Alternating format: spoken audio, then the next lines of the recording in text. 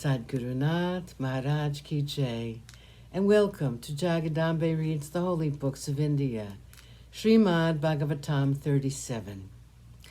As you may remember, Diti was hearing about her wonderful grandson. He will have no attachments. He will be good-natured. He will be the home of courage and compassion. Without malice or anger, he will consider everyone to be like himself. He will have no enemies, and he will be like the moon, which rains radiance and coolness on the world. With his gentleness, he will gladden the hearts of people. For his sake, the Lord will make an appearance. Your grandson will be one of the rare few who will see the Lord with his human eyes. Diti knew that nothing could avert the fate that was to visit her sons because of her foolishness. There was no use in repenting, and she found a semblance of peace at the thought that her sons would meet their death at the hands of Narayana and no one else. And again, the fact that her grandson would be a great, good man comforted her, and she walked away from the presence of her husband with her head bent and with her eyes full of tears. 24. The arrogant doorkeepers. In her womb, the sons of Diti were growing rapidly. The poor woman was afraid for the devas and for the world, and so she tried to retain the children inside her and would not let them be born. So they stayed inside her for 100 years. Then a wondrous thing happened. The glow of the unborn children was so great that the world became lusterless. The heavens themselves were losing their splendor, and even the devas looked less like sons of light than they were wont to do. Worried about the eclipse of their glory, the devas went to Brahma, the creator, and asked him to explain the mystery. He smiled at them and said, "There's nothing here for you to worry, not just now, at any rate.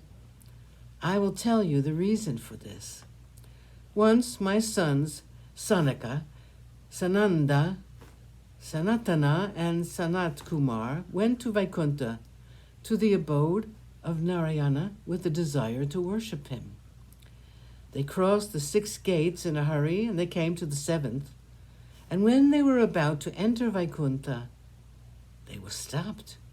The rishis were prevented from going inside by Jaya and Vijaya.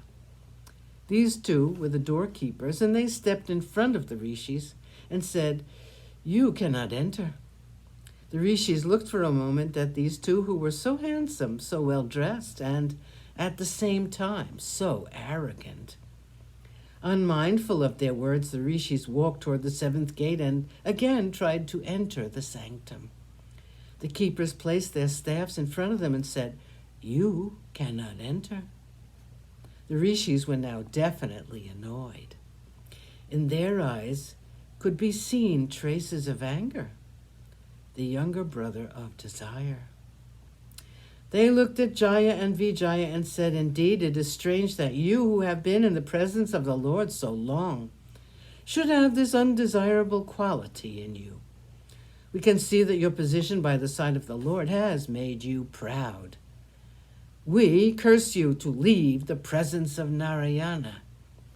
You will be born in the world of people, in the world ruled by Kama, lustfulness, Krodha, anger, Mada, ignorance, and all the other evils.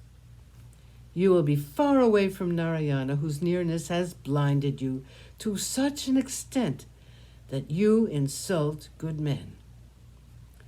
Overcome with horror at the fate awaiting them, Jaya and Vijaya fell at their feet and prayed for forgiveness. The rishis were sorry for them, but they said, 'We cursed you since we felt that you both deserved it. But we will modify the curse. Your births will be such that the Lord will dwell in your hearts all the time because of your hatred for him.' The two placed their hands on their ears and said, 'Shantam papam,' and exclaimed, 'Hatred of the Lord? Hatred? How can that be possible?' And tears rained from their eyes. Sadgurunath Maharaj Ki Jai. Thank you for coming. I hope you come again.